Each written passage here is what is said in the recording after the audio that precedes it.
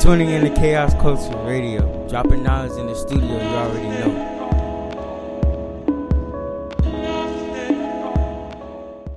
Thank you for tuning in to Chaos Culture Radio. This is Prince Hakeem. And this your man, Ronnie Ron. Hakeem, what's happening? What's going on, man? Brother, life is good. All praises to the Most High. I'm feeling good. Are you feeling good? Yeah, I'm feeling good, man. Just figuring, just take it one day at a time, man. That's one day at a time. That's all we can do. Yes, sir. We have a special guest today, a special, and this is a beautiful young lady from out of a beautiful city we love and cherish so much, our hometown. An author, and when I say an author, a beautiful, smart, intelligent black magic author. You know, not black magic, but black girl magic author. And who do we have today, Mr. Ronnie Ron? Yeah, it's kind of this is kind of like a hilarious story. You know, when you try to read somebody, you bug them over and over and over again until they finally hit you back up. Well, in this case, it wasn't like that, so that's kind of good. Because I actually hit her up with one message, she responded back. This person I actually know for like a year or two. You know what I'm saying? I'll put a year in a couple of months just to make it feel good. You know what I mean? So yeah, definitely. It's good to have her on the show. It's good to, to have this person on the show. And she is an author. Her story is just totally amazing. She's very educated, very intelligent woman, very when she can speak for herself. As soon as you hear her voice, you're gonna automatically be stunned. Her name is Roxy. What's happening, baby? No, hey. I thought it was Goddess4ever. Goddess4ever. Let's be politically correct. She said Goddess4ever, but that's her author name. But I just want to say, I apologize for that. It's Goddess4ever. Literary name. That's my literary name. Yes. She fine. For the record, guys, Goddess4ever is her real name. Roxy is her quote unquote fun name. Let's just say that. You said that. You said that. You said that wrong. Goddess4ever is my literary name. Roxy is what everybody knows me by. Okay.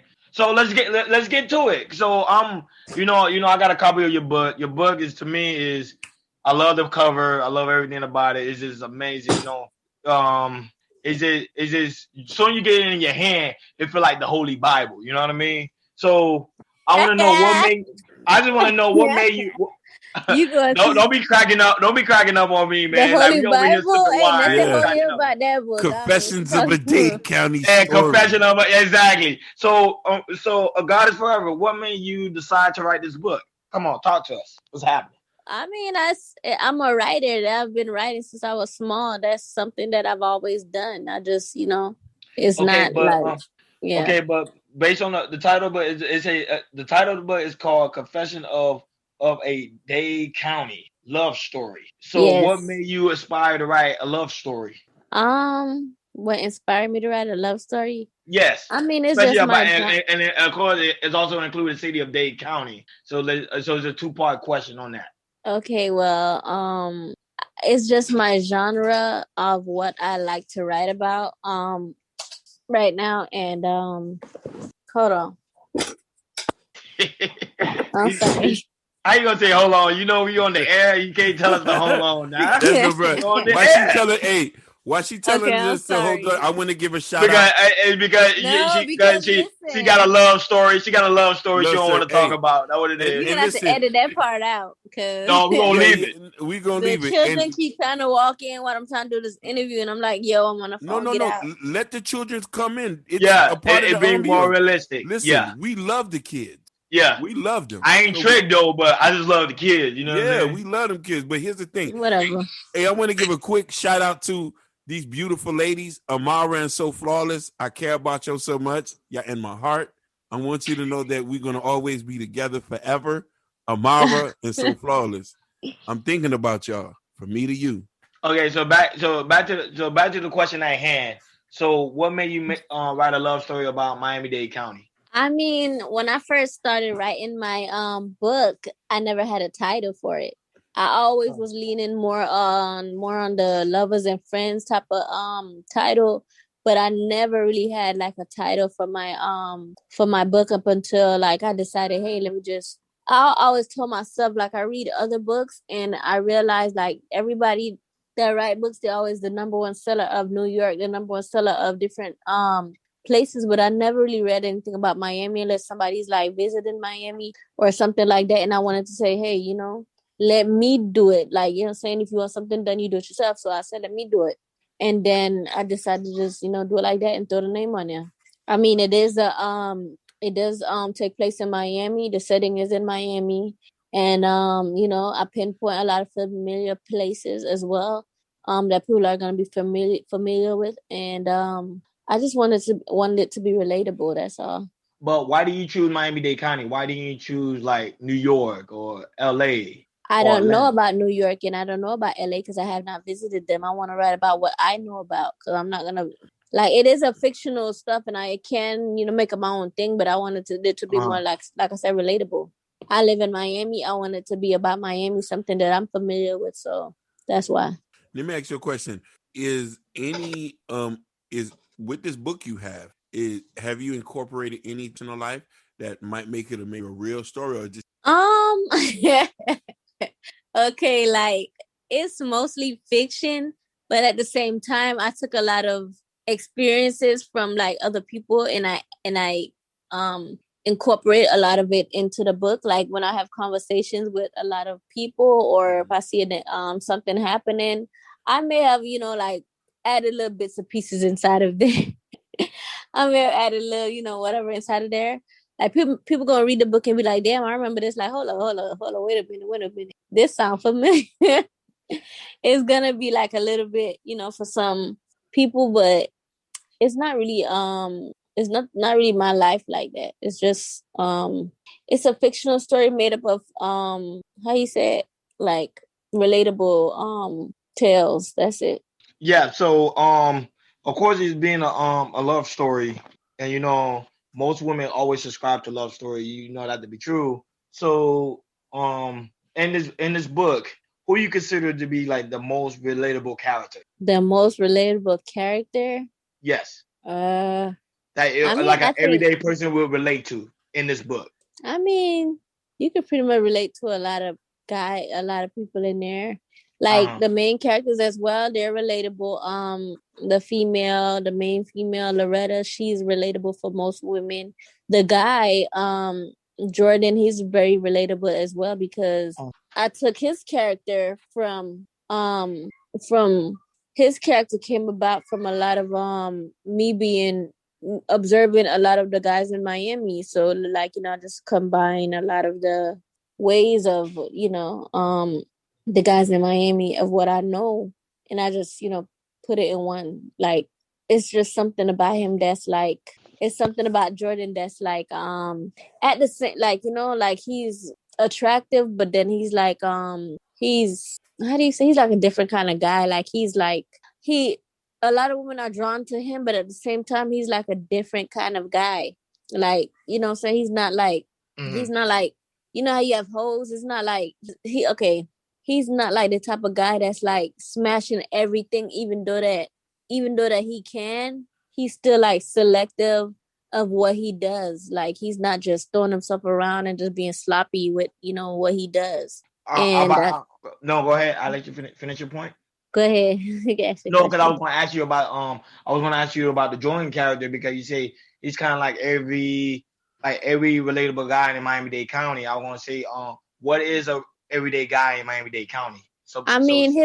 His the way that he protects over his best friend, the girl, the female, Loretta. His instinct when it comes to him being so protective of her. There's a lot of men in Miami, or you can say the hood, that's the same way when it comes to being protective of somebody they really care about or really love. He's like very, very, very overprotective, like almost a father to her, but he's not really a father. You know what I'm saying? Like how a father protects his little girl or a brother protects his sister, but at the same time, he loves her, like, you know what I'm saying, a little bit more than just a friend. But they just, you know, yeah. What was the writing process like? Oh my God, the writing process. I started writing this book when I was like in high school. And this was like the very first book that I actually didn't draw pictures in. So I just wanted everything to be visual. I usually draw, like everybody in Miami that know me, that know that I do books and all that stuff. They know me from drawing and also like drawing pictures and writing as well.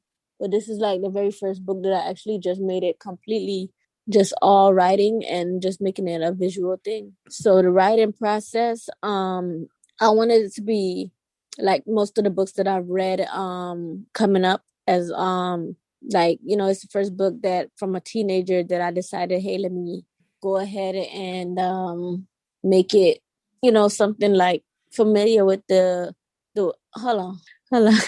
Okay. I'm sorry. It's okay. Yeah, it's Have a sip of wine. Have a sip of wine. No, I think that's the problem. I did have a cup of wine and I was feeling a little lightheaded for a minute.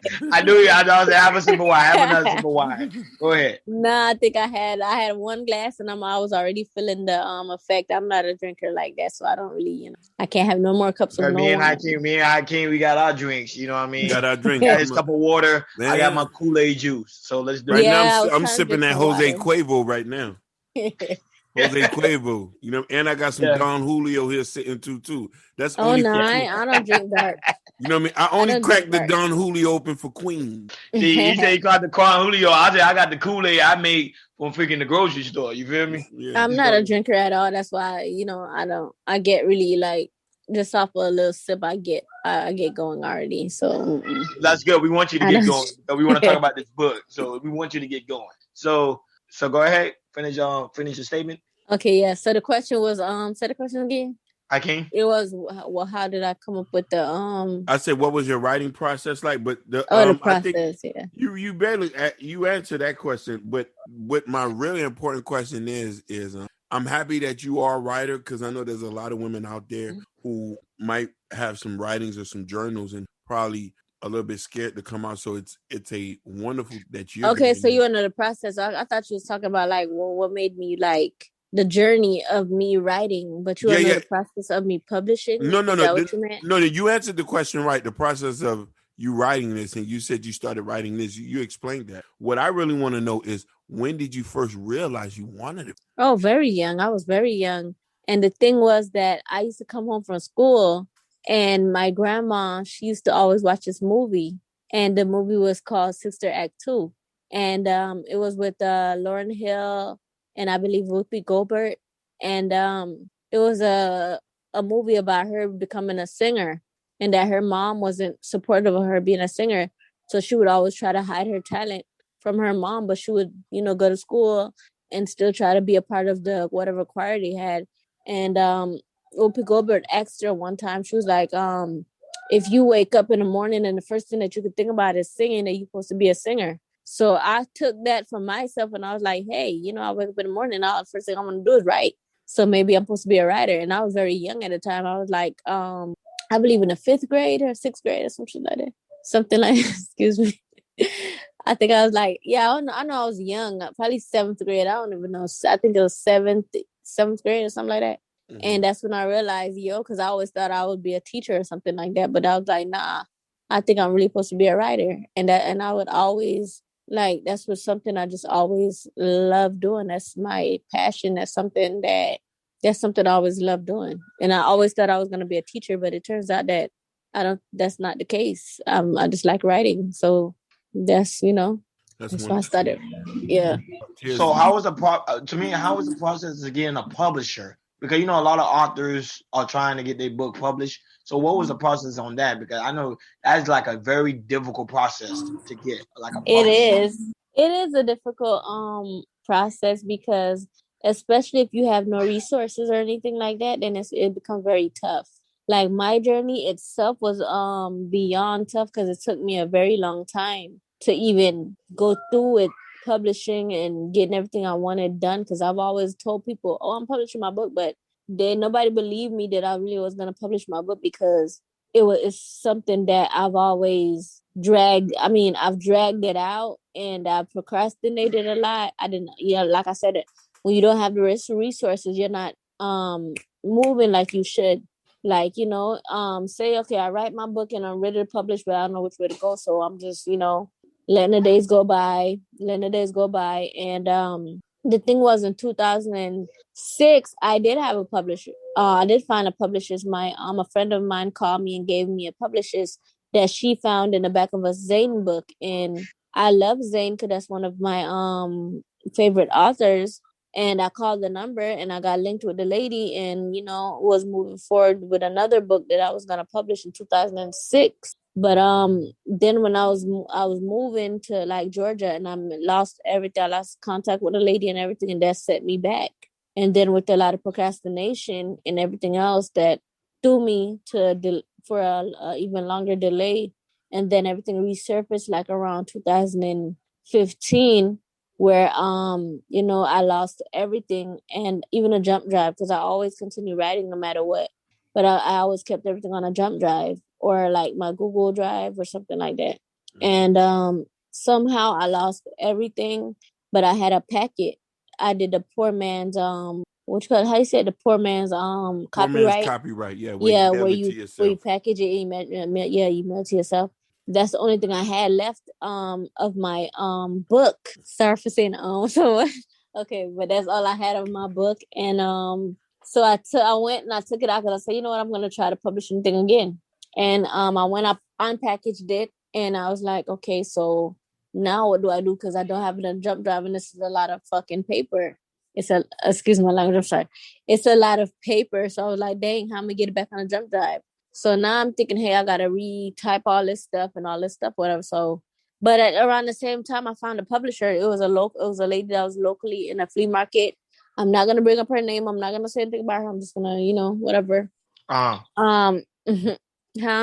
No, I'm agreeing with you. Yeah, don't say her name. But yeah, I'm not gonna say her name. I'm not gonna put her out there or whatever, because she might be, one day listen to this and it might surface. So I'm gonna leave that alone. But I was delayed a lot because I went in and I ran across her desk. I seen that she was doing publishing or whatever, and I contacted her. I was making, I met up with her, and she was telling me, yeah, I do it, blah blah blah.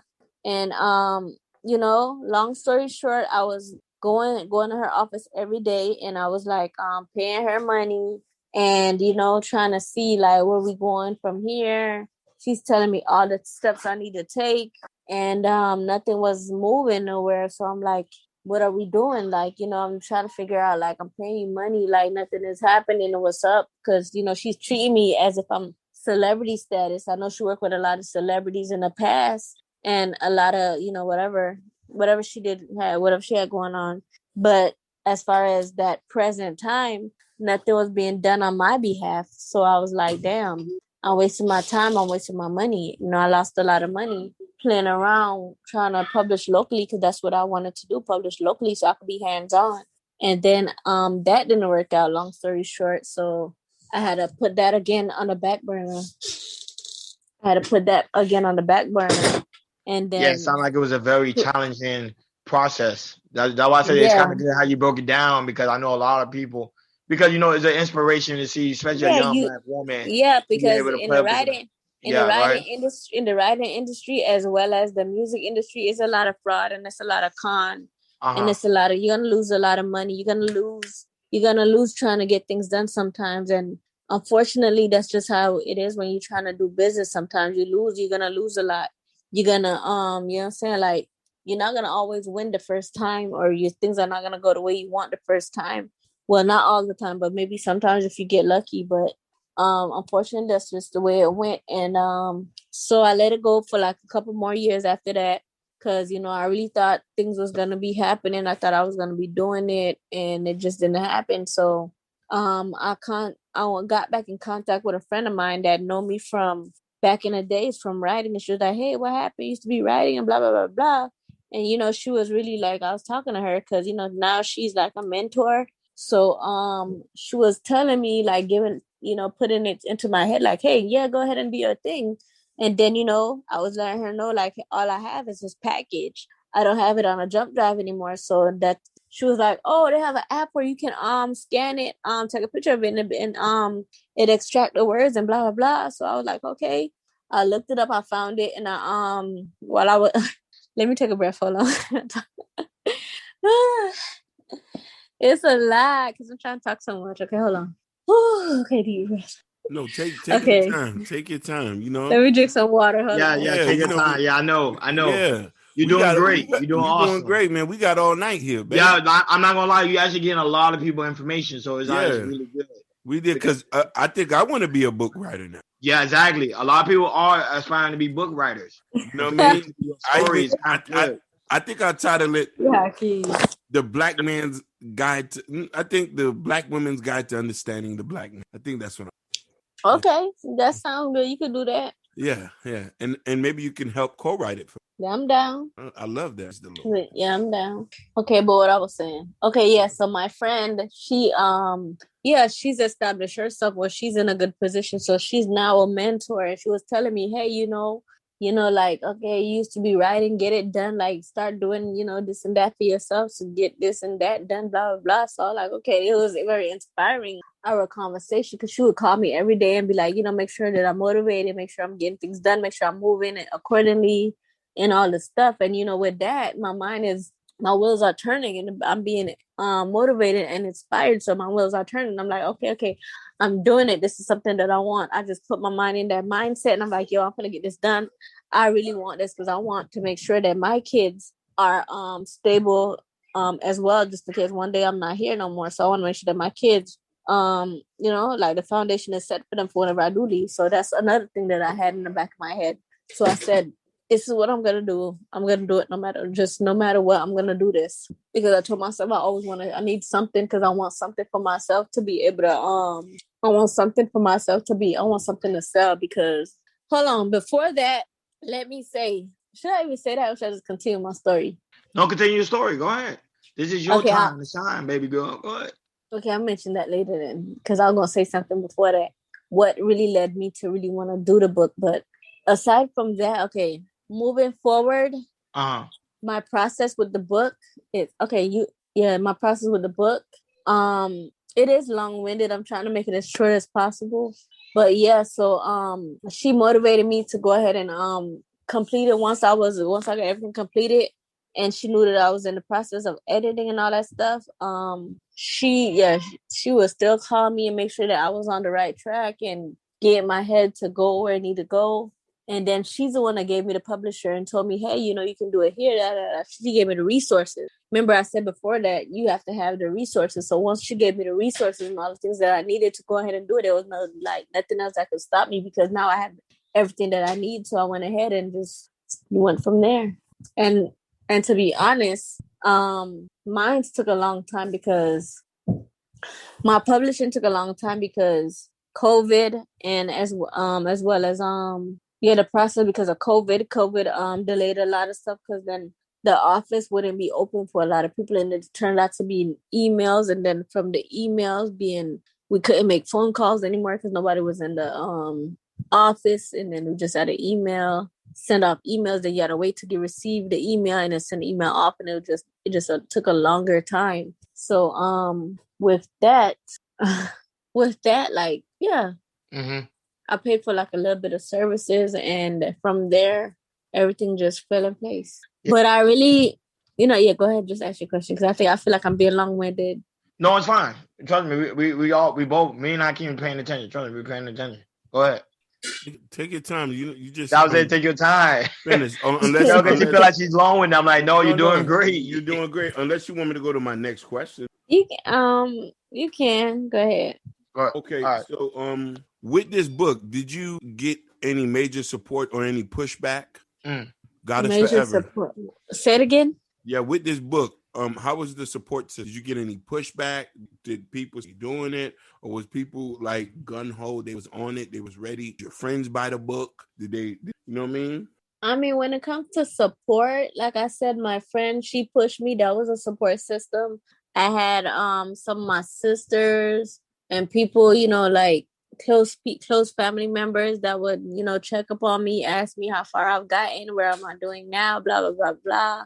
But as far as help and all the stuff that I needed, I didn't really have that. Like it's so much things that I wanted people to be involved in when it came to my book. As far as I reached out to a lot of my friends and family and asked them, can they do the cover for me? And I was going to pay them, but nobody really like wanted to help me do the cover.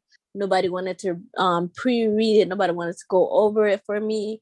They just wanted me to wait to the finished product to want to read it. So I didn't really have much of a support. But afterwards, yeah, a lot of people that I didn't expect to buy the book, they did come out and support me and bought the book and stuff like that. Like I didn't expect a lot of it at all. No. I mean, some people I expected, but there's just a lot more that I didn't expect. I was like, okay, coming out the woodworks. I'm so happy to hear that. Go ahead. But I could tell you have a good support, so I'm happy. Now, what advice do you have for up and coming, who's on this journey to try to publish? Yeah, because some people like myself trying to write a Bible. You know what I'm saying? Shut up. Okay, I mean, the advice I would have for a lot of people, because with me, I would say that I was on the job while I was writing a lot of this stuff and editing and doing a lot. I was on my job while I was doing a lot of this stuff because I feel like, hey, while I'm on my job getting paid, I'm going to be working for myself as well. I'm not saying go to these people's jobs and go be doing all type of shit on their job. I'm just saying, like, work hard for yourself the way you working hard for these people at their jobs. That you know what I'm saying? Like, the same way you're going to go work for somebody else, put that same energy into working for yourself. Like, go hard for you, because at the end of the day, it's going to benefit you in the end. What? That was spoken like a true poet. That was spoken like a true poet. Now, what do you like about writing? What do you like about this whole process of writing and author, or just this whole feeling? Oh my God, I love everything about writing, especially when it comes to making up your own story. That's my highlight of the day. Like, I used to be so happy just having a pen and clean sheets of paper. Like, that put a smile on my face for the whole day. Like, having a pen and some paper, I used to love it. Like, you just make up your own ideas, just being able to be creative. Like, the art of it all is just amazing. Like, I just love it, everything. But being able to control the characters is another thing too. I could put my story to go anywhere I want to swing it. Yeah, I want to talk to you too, because I want to know about the copyright process, because a lot of people don't understand when it comes to business that even though you write a book, you got to make sure you get your paperwork done, like your copyright, your trademark. Like, tell us the process on that. My process was pretty simple because I paid for my service with the publishing company that I use. It was a free company, but I decided to go ahead and pay for a few things, and it included the copyrights. So I just, went ahead and paid for a few things, and it came along with it. So I didn't have to really do too much more, but I made sure that my name, like, I'll use a literary name for my book, but at the same time, for my copyrights, I made sure that my name is the actual name that's on my copyright, so I can own all of my copyrights. I didn't use my literary name as my copyrights. If when you open my book and you look in, it's gonna say my real name. It's gonna say my real information. It's not my literary name. So make sure that you always put things that's gonna be legit document. That's what I did. Wonderful. Yeah, that's wonderful. That's good details. Thank you for that one. That was good. Like, you pretty summed up everything for us and letting us know who you are as a person. Now, I got maybe one or two more questions. How did your kids feel? And was they involved in any other process? Are they your inspiration? Are they inspired by mommy being a writer? Because my kids are amazing. Like, they love it. My oldest son, he's like 12. He's like, oh my God, I can't believe you have your own book. I can't believe you're a writer. Oh my God. Like, when my books came, he was the very first one to, I was at work when my books came. So he called me, he was like, Mom, your books are here. And I was like, oh my God, I almost cried when I was at work. So he's like, when I came home and I was like unpackaging it, he just ran in the room and he's like watching me unpackage it. So I was like, oh my gosh. And my book is here. I didn't get to record the moment, but I recorded something, but whatever. Like, if you're following my Instagram, you'll see it. But yeah, my kids are very happy. Like, even like their schools, because they're very smart. My two youngest boys, they are like super smart. So like, the school, I was showing the school my book, and they were like, oh my God, no wonder these boys are so smart, because look, you wrote a whole book, blah blah blah. So everybody's pretty much happy. My kids, they be like, my mommy, they go to school and tell the teacher, my mommy wrote a book. So, they're pretty much excited and all that stuff. But as far as my inspiration, yes, my kids are the push that I need to be able to get things done. Yes. I put everything on the like I said before, everything on a back burner. I wanted to put my all into getting my publishing done. I wanted to make sure that I I just wanted everything to know. I just wanted everything I was doing to be I wanted to breathe writing and publishing at the time that I was doing everything. So I put everything aside to be able to accomplish what I wanted to do, because I really wanted to make sure that my kids, when I'm gone, they can still eat from something. I wanted to leave something behind. So yes, they are my inspiration to be able to accomplish what I've done. And now that I've done it, I feel like, damn, on my near death, my inspiration what am I gonna say about my inspiration? My inspiration, aside from my kids, is music. Music inspires me a lot. Like a lot of my scenes in my book comes from me listening to soft R&B. Because when we listen to soft, I have this one song. Whenever I do any of my erotic scenes, yeah. Whenever I do my erotic scenes, I have just one song that I listen to, and that sets me in the mood to be able to feel my writing. So yeah. Yeah, I see that wine is getting to you. That wine got you feeling good right now. You know what I'm saying? My what last type of question. wine is that? No, go ahead, King. Would you want to turn your book into a movie or a short film? Oh hell yes.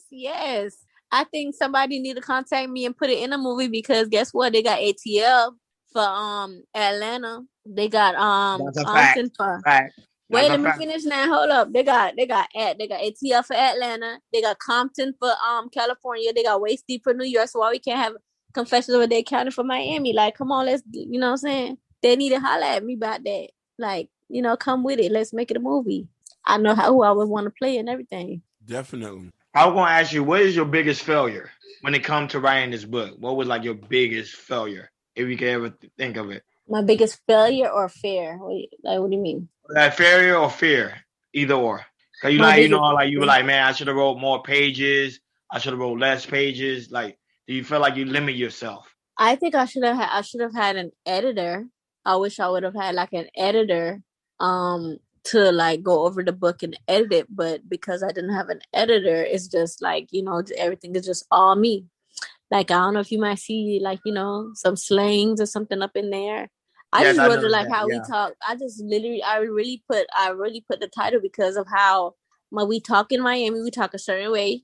We have a certain lingo and we have a certain way about us. So I just put it Confessions of a Dade County Love Story. Like, I always told anybody that look over my book, I always told them, listen, do whatever you do. Look for grammar and all that stuff. You're going to look over my book, but don't touch the dialogue, because I don't want nobody touching my dialogue. Leave it how it is. But, whatever. So I was going to ask you, so what is next for you? What are you working on now? What am I working on now? Yes. I mean, I've already got part 2. I'm already working on part 2, but I'm trying to see, like, I wanted to collab with somebody, other people for like part 2, because I wanted it to be better than the first one. But I'm already on, I'm not sure what chapters. I think maybe chapter 7 or so now. Yeah, I'm already working on part 2. But at the same time, I have other books that I have started as well. So yeah, I want to also do film though. I want to do some film, and I have some short. Yeah, I have some short films that I'm writing. That are written, and I want to do some filming with that. Nice. So that's your next goal, is to become a film producer. That's awesome. Film writer, that means. Sorry about that. Mm-hmm. Wonderful. You have any last words for the audience? Let them know what they want to hear. You know what I mean? What's coming up next? Yes. Why are you laughing? No, you laughing. You're smiling, so Yeah, she's smiling. She's smiling right now. She's smiling while she's taking another sip.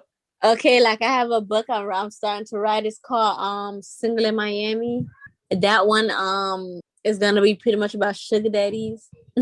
Okay, but I have some stuff I'm working on. I really want to do the filming because I want y'all to really see, like, how I want y'all to have I want y'all to be able to see like a lot of my work as well as read it. But I had my family member that I was working with on the filming, but it didn't work out. So, you know, I have to find a new crew to get jiggy with it. So I feel like I'm so lightheaded right now. Oh my God. That's fine. Trust me, we all buzzed up. You don't want to see Hakeem all the way gone with that Kool-Aid drink. So trust me, it gets crazy. No, I forgot I was supposed to be on the meeting with y'all. So I was like over here getting out, you know. I was feeling good. Yeah. So this is my final question. I was gonna ask you, like, where can they find the book? Is it on every like local, you know, platform online? Amazon? Yeah. It's on every it's everywhere right now. It should be everywhere right now. Okay. You can find it on Barnes and Nobles, Amazon, anywhere books are sold. They have Ingram, different places that you can find it on. You just type in Confessions of a Dade County love story and it'll pop up wherever you feel comfortable to purchase, whether it's Barnes and Nobles, whether it's Amazon, anywhere. Like you're gonna go to lulu.com, that's where my book is published. It should be on their site as well. It should be everywhere right now. And Hakeem, I know Hakeem, you always say that, and this is to be like it needs to wake man up, because man now became lazy, because you can see that a woman in Miami-Dade County was able to create her own story, publish it, and now she have a book. So there should be no excuse anymore. No excuse. Come on, brothers. Excuse for the men. Come on, brothers. They're outpacing us. Let's get it. You know. That's another thing. Like I would love for other women that's writers to like get connected in Miami, because we need to be out here. You see how they got it popping in New York? You got bestseller this and that in New York. We trying to do that to Miami. Come on out. Like, you know what I'm saying? Like, I'm ready to get popping in Miami with a whole bunch of different writers. Are like, come on out. Like, why y'all ain't hiding? Come on. Let's do this. So, if y'all need somebody to be hands-on with y'all, I'm here. Like, I'm ready. I'm willing to be hands-on. If you need me, I'm here. Hit me up on Instagram, Facebook, whatever. Just, you know what I'm saying? Like, come on. Let's do this. Speak on it. Let's do it. You know what I'm saying? And with that being said, Chaos Culture Radio, and we out. We out. Peace. Bye. Man, I just appreciate y'all just listening. Stay tuned for the next episode.